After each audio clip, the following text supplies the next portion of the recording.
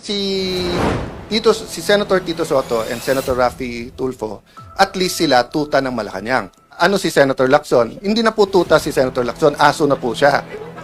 Ano yung aso-kaso? Tatahol yung aso, kakasuhan. Hindi na po tuta, aso na po si Ping Lacson ng Malacanang.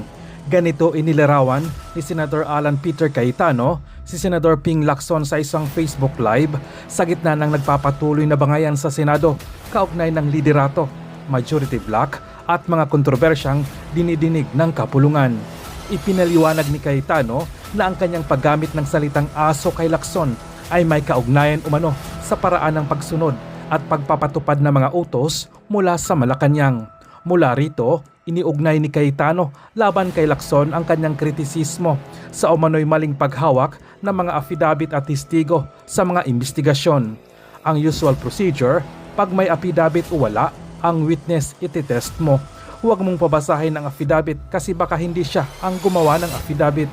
Partikular niyang binanggit si Lacson sa usapin ng proseso.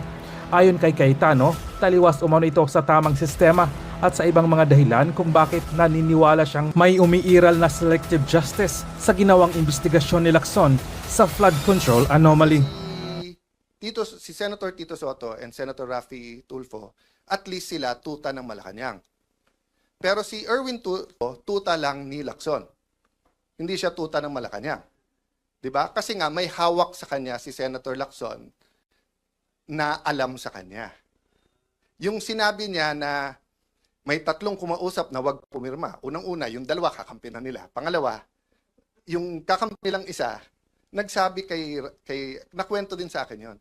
Sinabi kay Erwin, kami ang ginaganito ngayon. Ito ang hawak sa'yo. 1, 2, 3, 4, 5. Isang araw, ikaw gaganon. Kaya nung una, hindi rin pumirma si Erwin. So, yun ang mahirap sa Senado. 24 lang kami. Araw-araw kami nagkwekwentuhan. Minsan nagiinuman pa. Kaya kung magkwekwento kayo, ayusin nyo kwento nyo kasi alam ko rin yung kwento eh. Di ba? Magkwekwento kayo, bitin pa. Oh, yung totoo. Oh, Erwin Tulfo, isa-isay natin hawak sa'yo. Gusto mo? O yung contractor na balik-balik sa office mo, yung contractor sa party, marami pang iba. Doon muna tayo. O, marami pang iba. Di ba? Okay. So sabi nung iba, kung sasabihin mong tuta, ano si Senator Lacson? Hindi na po tuta si Senator Lacson, aso na po siya. Matagal na po matagal na eh. Strategy. So ano strategy nung kabila? Palabasin ng manggulo. Sila nagpapasok sa NBI. Sila nagsabi sa NBI, full battle gear kayo doon. Sila hindi naglagay ng membro. Sila ang hindi nagpausad sa bills natin. Authorized naman sila na mag-BICAM, etc. Diba?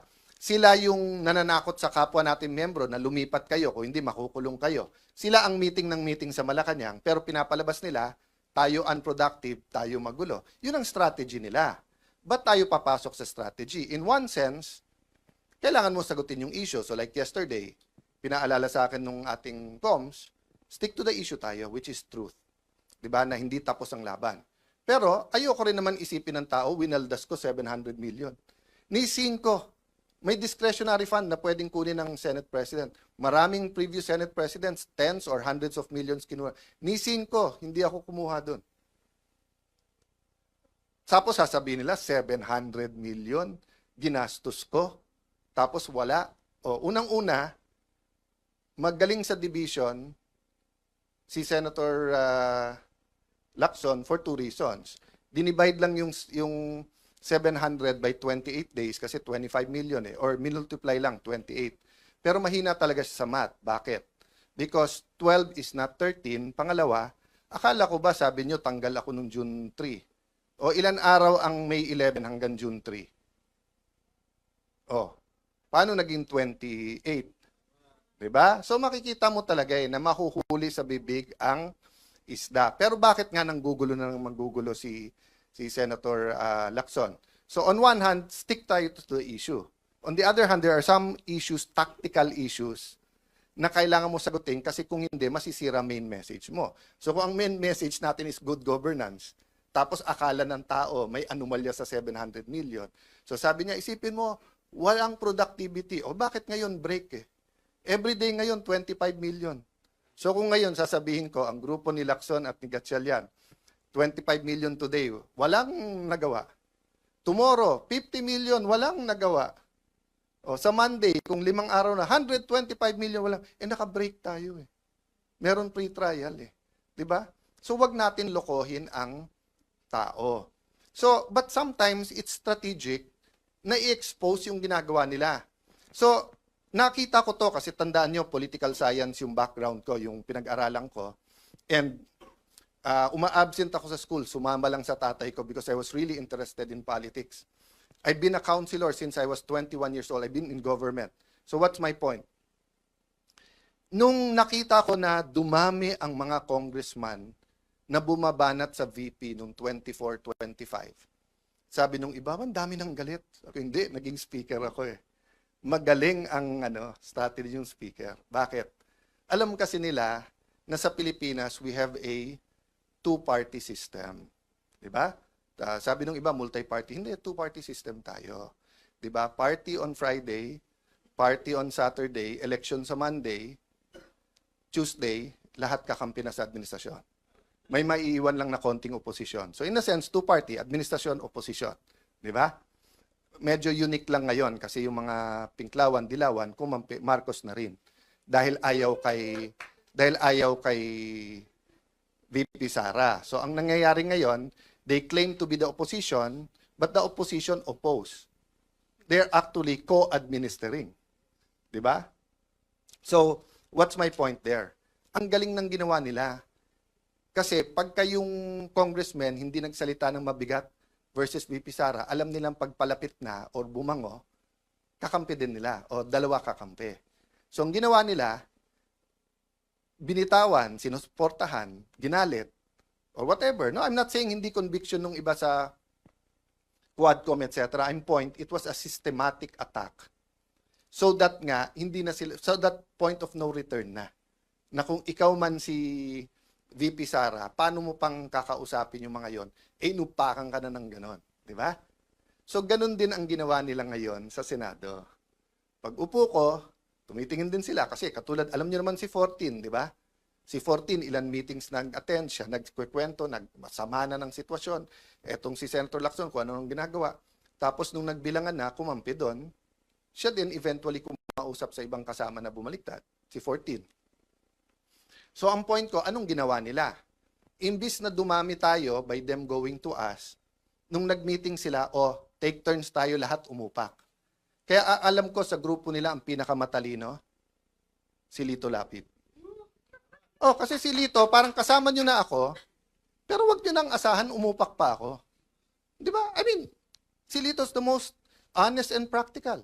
We're here together, this is politics. Pero wag na tayong gumawa ng imbento tungkol sa kasama natin. Pero sila, nag-take turn sila. Liberal, kayo naman.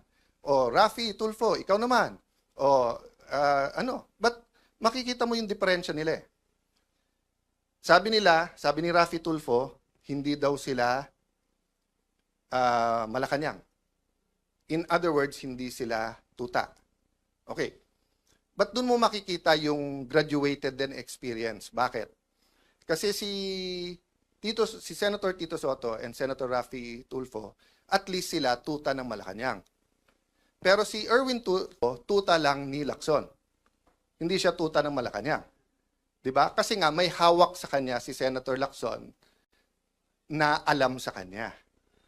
Yung sinabi niya na may tatlong kumausap na wag pumirma. Unang-una, yung dalawa kakampi na nila. Pangalawa, yung kakampi lang isa, nagsabi nakwento din sa akin yon. Sinabi kay Erwin, kami ang ginaganito ngayon. Ito ang hawak sa'yo. 1, 2, 3, 4, 5. Isang araw, ikaw gaganon. Kaya nung una, hindi rin pumirma si Erwin. So, yun ang mahirap sa Senado. 24 lang kami. Araw-araw kami nagkwekwentuhan. Minsan nagiinuman pa. Kaya kung magkwekwento kayo, ayusin nyo kwento nyo kasi alam ko rin yung kwento eh. Di ba? Magkwekwento kayo, bitin pa.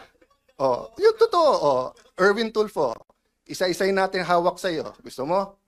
Yung contractor na balik-balik sa office mo, yung contractor sa party, marami pang iba. Doon muna tayo.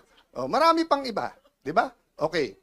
So sabi nung iba, kung sasabihin mong Tuta, ano si Senator Lacson? Hindi na po tuta si Senator Lacson, aso na po siya. Matagal na po matagal na eh. Okay. But ano ang ibig ko sabihin sa aso? Anong klase? Iba-iba kasing klase ng aso. Yung kayo po, pagka may utos sa inyo, kayo ay nag-asikaso. Meaning you take care of it. Meron din pong aso-kaso. Ano yung aso-kaso? Tatahol yung aso, kakasuhan. So kung makikita nyo po makikita nyo, ang usual procedure, kaya may affidavit o wala, ang witness itetest mo, wag mong pababasahin ng affidavit. Kasi baka hindi siya gumawa ng affidavit. Si Senator Lacson, binaliktad niya. Hindi, basahin mo na lang yung affidavit. Hindi, sandali, payagan mo muna ang DOJ, kunin yung witness, gagawin yung affidavit. Pagbalik, basahin mo yung affidavit. Hindi po yun ang sistema. Nasaan yung mga abogado na kahit kakampi nyo sa Pinklawan, yung mga dean ng law school, nakita nyo rin yan eh. Noon time na yun, hindi pa panahon magsalita. Kasi akala natin, tama yung pupuntahan. Hindi eh. It's selective justice and some of it's not justice. Yung iba doon, invento. That's why naiintindihan ko yung sakit nung isa. Nasabi niya, inosente ako pa kakasuhan, plunder pa. Di ba? So I won't go there because I don't wanna talk about that now. And pasensya na po kayo. Minsan pa kasi sa putikan yung away, so mapuputikan ka talaga, babato ka rin sa putik. But that doesn't mean as Christians, mag-iimbento tayo. We will use money, we will use PR, we will use etc. Di ba? So pasensya na po kayo kung minsan kailangan kong sagutin. Tactical yon. But going back to the strategic, ano ba ang ating trabaho ngayon? To reveal the truth. The truth about the problem in healthcare. How do people get their healthcare? So, pero habang nire-reveal natin, may balik yan So, yesterday, in-inform tayo ng mga kaibigan natin sa DOH na tinanggal na daw tayo sa system. So, hindi na daw tayo pwedeng mag-refer ng mga gagamutin sa iba't ibang ospital. That might be the price we have to pay. And we know, we don't have enough personal resources para ipagamot lahat. Pero, we have enough resources to hire buses. So kung by Monday o Tuesday, DOH, hindi kayo mag-ayos, ibubus ko lahat ng kamag-anak ng pasyente para mapirmahan nyo, para mapagamot yung mga pasyente. Kasi hindi naman ako aatras eh. Di ba? May sakit sila, ang dami-dami yung pera, abroad ka ng abroad, Mr. Secretary. Picture ka ng picture kasama ng mga nasa vape. Di ba? O, tapos, flu shots lang, hindi nyo mabid, hindi makasama. Tapos just because ang tingin mo, wala na ako ngayon sa paningin ng Malacanang, tatanggalin mo yung privilege namin. Oh, Senator Lacson, sir, sabi mo, hindi pwedeng gamitin ang AIX, hindi pwedeng gamitin ang tupad, hindi pwedeng gamitin ang MAIP sa politika, at hindi dapat nag-iipitan. Oh, sir, nagsusumbong ako sa iyo. Kung hindi ako magsumbong sa iyo, magsusumbong ako sa Tulfo. Oh. Pero, hindi kay Erwin at hindi kay Rafi. Doon ako kay Ben magsusumbong kasi si Ben walang kontrata sa gobyerno eh. 'Di ba? Walang tinatago eh, walang ano, 'di ba? I'm not close to Mon Tulfo. I'm one of his punching bags even during the time of Duterte time. Pero si Mon wala rin kontrata sa gobyerno sa pag-alam ko. So I respect him. Even if he's not in favor of what I'm doing, kahit tinitira niya ako. I also respect Ben, nakikita-kita ko, di ba? Pero si Erwin at si Rafi, paano ko re-respetuhin ko? Paano ko re-respetuhin? Di ba, alam ko kung sino kayo, anong ginagawa nyo, alam ko kung anong hawak sa inyo. Tapos aaraw-arawin nyo ako sa media. Magdebate tayo, sabihin nyo yung topic, yung debate ng katotohanan, debate ng flood control, debate ng contractor, di ba? Huwag tayo magdebate ng kung ano-anong gusto nyong topic na nililihis nyo lang sa mga nangyayari. So again, mga kasama, tama yung narinig nyo, inuumpisahan na kami. Actually, to be fair for a long time, Senator Amy and Senator Bongo, pinagtatanggalan din ng mga pondo. So, ang sabi nila, daan-daan bilyon ang para sa ayuda at hindi ito pwedeng gamitin sa pagpapamango, which is not true also. Nung simula nung nagkaroon ng oil crisis, nung simula nung Israel open na silang may picture, may pangalan sa pagdi-distribute eh. Pero okay lang kasi at least nakukuha ng tao. So don't get me wrong ha. As long as yung mga pasyente na asikaso, it doesn't have to pass through my office. Ang problema, pumunta sa opisina nila, sila nagsasabi, pumunta ka sa congressman, senador. Pagpunta naman nila sa congressman, senador, ay, dito sa congressman na to kasi kakampi ng Malacanang. Dito kakampi, di ba? So, let me address myself to Senator Win because paulit-ulit siya nung siya ang chairman ng Committee on Finance. Sabi niya, walang politika sa pondong to. And I believe him. I believe him. When he was chairman of Finance, sabi niya, walang politika, pare-pareho to. At yung amounts natin bilang mga senador, walang lalamang, pare-pareho tayo. O, Senator Win, you're now the Senate President. May DOH Secretary ka, namumuliti ka. O, the ball is in your hands, di ba? Pero papayag ba tayo? Sa atin, ano ba ang isang weekend?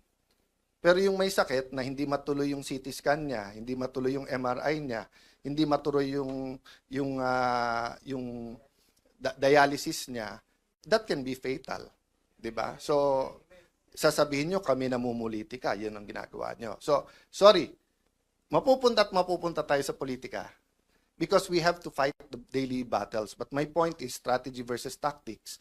Daily battles versus the war. The war is really for the kind of Philippines we want. Diba? And yun ang last ko sasabihin, we have to articulate that. We have to articulate. So yung mga men and women of God na nandito ngayon, na you will be speaking on those topics, pasensya na po kayo kung napunta ako sa daily battles. But that's what we're facing. And iba-iba tayo ng trabaho. May taga-fast, may taga-pray, may taga-encourage, may taga-luto, may taga-linis, di ba? So, we're all part of that giant puzzle that the Lord has put. But as long as we said, Lord, use me, Lord, send me, I think we'll be okay. So, sa lahat na nagpre-pray for us, lahat ng nagtatrabaho for us, guys, kayo yung inner core. So, don't lose faith. Some of you didn't sign up for this. But even if you didn't sign up for it, you had in your mind the kind of Philippines you want. So, 'di ba yung balik tayo doon sa na Lord, save mo ako. Pinadalang kita ng helicopter, 'di ba? So, in your mind, you probably had a different way. 'Di ba? So kung tingin yung education yung problem, you're probably drafting a super good bill on education, 'di ba? Or if you're talking about local government, baka nakadikit kayo sa pinakamagagaling na local government sa Metro Manila, dumikit kayo sa Taguig, sa Pasig, sa Manila, sa Quezon, whatever, di ba? Dumikit kayo sa Cebu, dumikit kayo sa Davao, sa Peace and Order, and you think that's the way.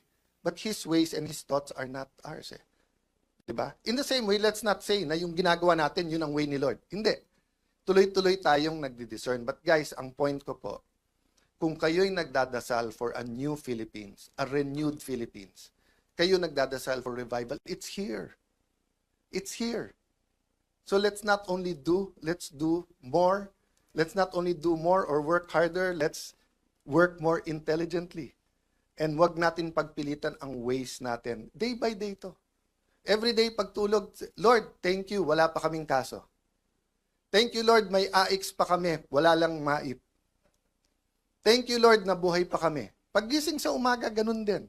Di ba? That's what walking by faith means.